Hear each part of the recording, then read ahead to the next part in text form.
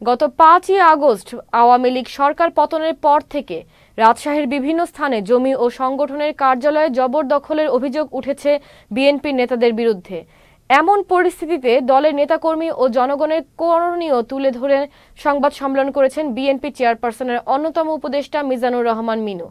বিদ্যমান পরিস্থিতির সুযোগ নিয়ে বিএনপির কোনো নেতা বা কর্মী যদি জবরদখল, ভাঙচুর, চাঁদাবাজি তথা নৈরাজ্যের সৃষ্টি করলে আইনশৃঙ্খলা বাহিনী সহ দলের কেন্দ্রে তথ্য পাঠানোর আহ্বান জানানো হয়।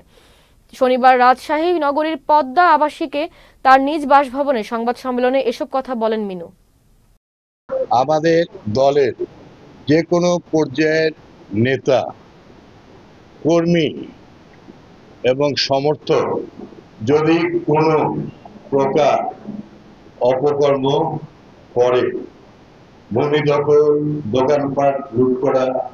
যে কোনো প্রতিষ্ঠানে হামলা এবং চাঁদাবাজি, যে কোনো অফিসে গিয়ে কর্মকর্তাদের টেন্ডারের জন্য জোড়াজুড়ি ভয় দেখানো, ভাঙচুর করে, তাহলে আমি সকল বড় বড় অফিসের